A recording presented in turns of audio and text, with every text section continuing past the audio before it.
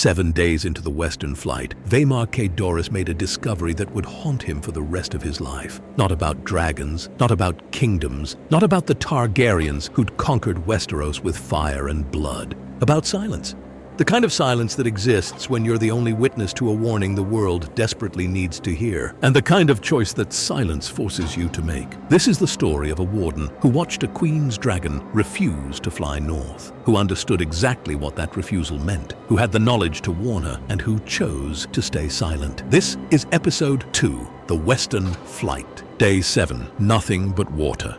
Vaemar checked his instruments for the 100th time, waxed leather charts and an old lodestone compass. According to his calculations, land should appear within hours. According to his instincts, the charts were lying. Beneath him, Vaemar maintained the rhythm of distance flying. Wingbeat, glide, wingbeat, glide. It was economical, efficient, boring as hell. 3 days of empty horizon. 3 days of nothing but the sound of wings and waves. 3 days of questioning whether Westeros actually existed or if the whole continent was just a particularly elaborate rumor. Then Vaedar's head snapped north. No warning, no gradual turn, just immediate, absolute focus. What? The dragon banked before Vaemar finished the question. 30 years of partnership. Vaemar didn't fight it. If Vaedar sensed something, it was real.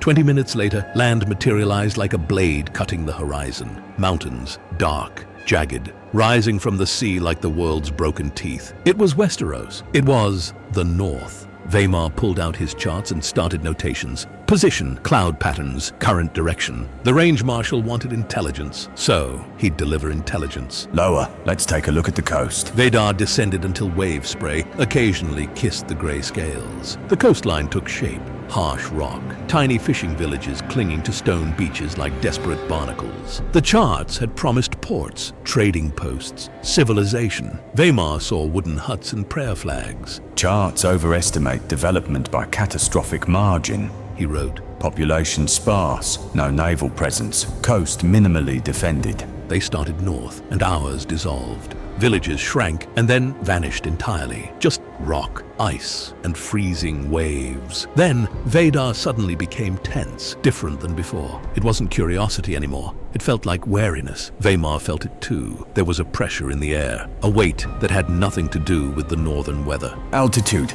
now. Vaedar climbed fast, as if he knew exactly what Vaemar was thinking. And there, 50 miles in the distance, cutting across the land like a scar, Vaemar saw it. It was Brandon the Builder's wall. Reading about the wall and seeing the wall firsthand were completely different universes of understanding. 300 feet tall, 700 feet thick, coast to coast. This wasn't architecture. This was a declaration. It felt like it required more than just muscle to build. It felt ancient. This far, no farther. Wide circle. Vaemar commanded. We observe. We don't approach. Vaedar needed no encouragement. The grey dragon banked away, maintaining distance. Vaemar studied the eastern terminus through his spyglass. A castle, black banners, the Night's Watch, like crows seated on the top of a giant frozen fence. Then he saw the ship. 3 masts, royal colors, gold and black. And on deck, chained with heavy iron, a dragon. Vaemar's breath stopped. Silver-white scales, moonlight made flesh. Smaller than Vaedar, but beautiful. The kind of beauty that made you forget dragons were weapons first and wonders second. A Targaryen dragon. Higher. Let's reach cloud cover. They rose into concealment. Old habits from eastern patrols, where being seen meant being hunted. Below, a woman disembarked. Even from this distance, Vaemar recognized nobility, the way attendants moved around her, the honor guard formation, royalty. Queen Alysanne had to be.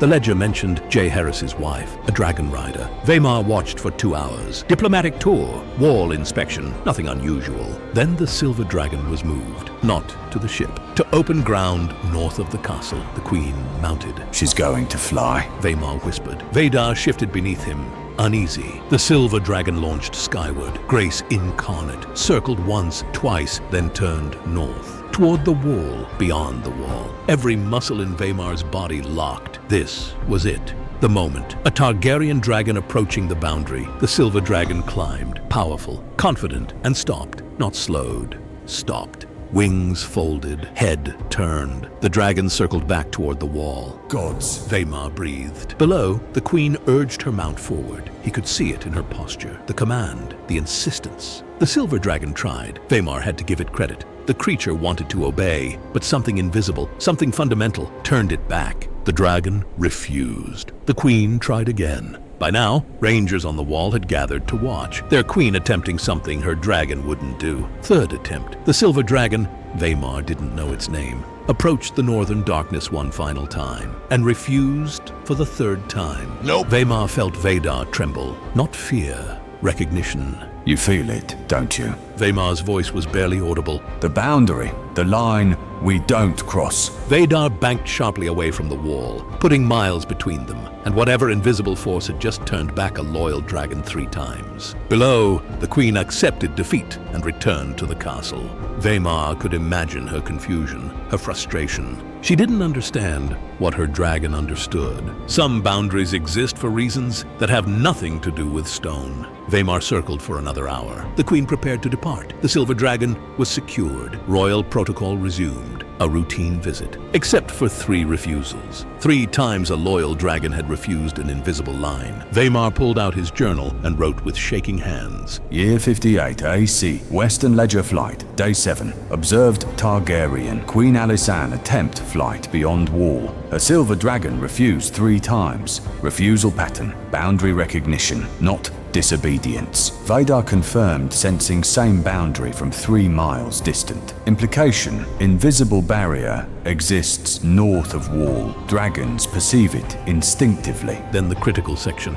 Tactical recommendation. Should he descend, introduce himself, share 2 centuries of frost-spine knowledge about boundaries in the far north, or maintain the silence that kept House Qhaedorys alive? Vaemar stared at the wall. If he revealed himself, consequences would cascade like an avalanche. The Targaryens would learn about Ibben's dragon wardens, would demand answers, allegiance, tribute, acknowledgement. The Targaryens had conquered 6 kingdoms with 3 dragons. They currently commanded 5. They didn't negotiate with dragon rider families. They absorbed them or destroyed them. No middle ground. Exposing House Qhaedorys meant choosing between submission and war. And for what? To warn a queen whose own dragon had already delivered the message perfectly? Vaemar looked down one final time. The queen stood on deck, staring north. She knew something was wrong. Silverwing had told her, clearly, unmistakably. Whether she listened wasn't Vaemar's responsibility. His responsibility was to Ibben, to the Compact, to 200 years of survival purchased with secrecy. He finished the entry. Tactical recommendation, no contact. Queen's dragon demonstrated boundary adequately. Intervention would compromise operational security without providing intelligence subject does not already possess. Vaemar closed the journal. South, we're done here. Vaedar turned away without hesitation. As they flew, Vaemar allowed himself one backward glance. The wall stretched across the world, pale, immense, and beyond it, something waited. Something older than Targaryens, older than Valyria, older than Dragon Lords. The Targaryens were building a kingdom on its edge. They had no idea what they were standing next to, and Vaemar had just chosen not to tell them. 9 days back to Ibben, 9 days of Vaemar, updating charts and questioning his choice. Had he done the right thing? Chosen survival over warning, secrecy over duty? Or had he just sentenced the world to ignorance about a threat he didn't fully understand himself? When Ibben's lamp chains finally appeared on the horizon, relief mixed with dread. He'd have to report, have to justify his decision, have to explain to the council why he'd watched a warning and stayed silent. Maelys waited at the landing area with 3 council members. Well, She crossed her arms. useful intelligence? Vaemar dismounted slowly. The wall is real. The Targaryen presence is significant. He paused. And their dragons know the same boundaries ours do. The council members exchanged glances. Explain. The Warden Lord commanded. In the ledger chamber, what I witnessed changes everything. As he walked toward the archives, Maelys fell into step beside him.